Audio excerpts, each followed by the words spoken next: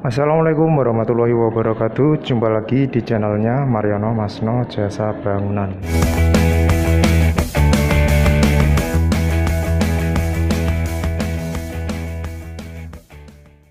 Di video kali ini saya akan berbagi bagaimana caranya pembuatan kamar mandi ataupun pembuatan tempat wudhu yang sifatnya itu di rumah tingkat, yaitu entah itu di lantai 2 ataupun lantai 3 dan seterusnya. Karena untuk lantai 2, lantai 3 dan seterusnya itu sifatnya kan di tingkat ya, jadi kalau tidak benar-benar bagus itu bisa berakibat bocor.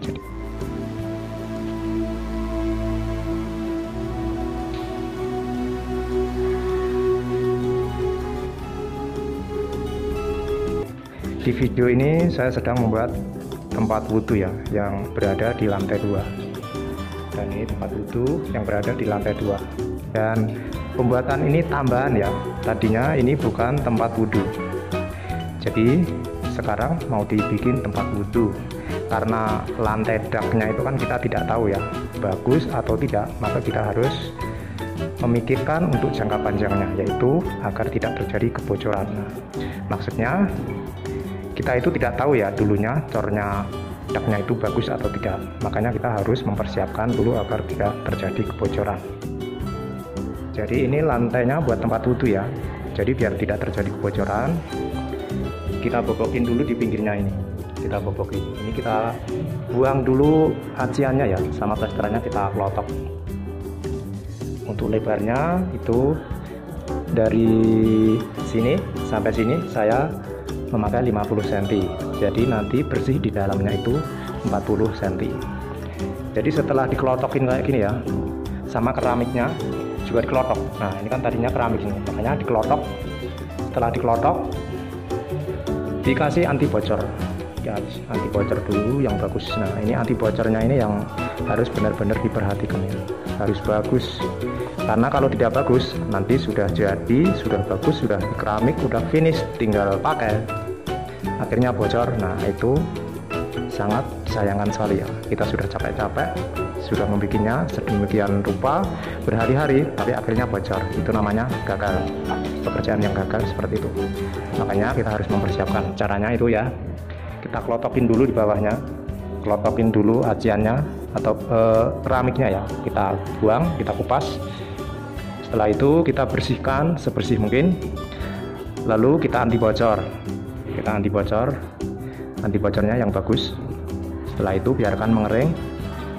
Setelah itu kita kasih besi pembesian nih, kita kasih pembesian seperti ini. Jadi ini letter U naik. Jadi pembesian ini maksudnya itu misalkan ada guncangan, ada keretakan, nanti di bagian sini itu tidak ikut retak ya, tidak ikut retak, jadinya tidak akan menimbulkan kebocoran. Jadi seperti itu. Dan setelah pembesian seperti ini ya, nanti dicor. Pengecorannya ini 10 cm,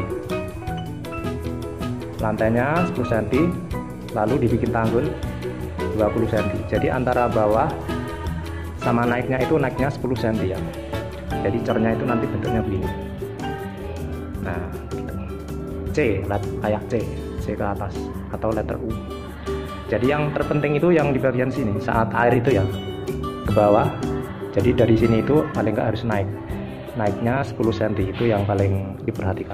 Untuk di atas ini tidak perlu, nggak apa-apa ya, karena sini tidak terkena air. Misalkan terkena air cuma percikan-percikan doang, nanti jatuhnya ke atas, jatuhnya nanti ke bawah. Dan di sini yang harus benar-benar diperhatikan. Jadi ini caranya seperti ini ya, pembuatan tempat wudhu yang sifatnya berada di rumah tingkat ataupun di lantai 2, ataupun juga di masjid yang lantai 2, lantai 3 dan seterusnya seperti ini. Kalau untuk lantai 1 itu nggak masalah ya, nggak perlu dikasih begini, nggak apa-apa. Misalkan bocor itu paling tembusnya ke bawah, karena kalau lantai 2 kalau tidak dibikin bagus nanti tembusnya ke lantai yang bawahnya, jadi bocorannya ke lantai yang bawahnya. Seperti yang ada di video ini ya. Nah seperti ini kamar mandi yang atasnya itu waktu pembuatan kamar mandinya itu tidak di anti bocor. Nah jadi ada kebocoran seperti ini, jadi tukangnya itu sangat roboh ya. dia itu bisa masang, bisa membuat, tapi untuk kualitasnya dia tidak memikirkan. Setelah jadi akhirnya bocor seperti ini. Jadi gimana lagi cara mengatasinya? Kalau kamar mandi yang bocor seperti ini, netes. Jadi mau nggak mau kita harus bongkar semuanya, lantainya itu kita bongkar, keramiknya kita bongkar, lalu kita anti bocor dan kita cor ulang minimal 10 cm. Setelah itu baru di anti bocor lagi, lalu ditimpa keramik. Jadi seperti itu ya kawan, cara pembuatan kamar mandi ataupun bak ataupun tempat wudhu yang berada di rumah tingkat itu. Untuk pembuatan lantainya itu harus diperhatikan agar tidak terjadi kebocoran. Dan setelah pengecoran ini selesai, setelah dicor dan setelah diplaster, kita lakukan anti bocor yang kedua ya. Jadi setelah dicor, setelah diplaster, sebelum ditempelin keramik, kita lakukan anti bocor yang kedua.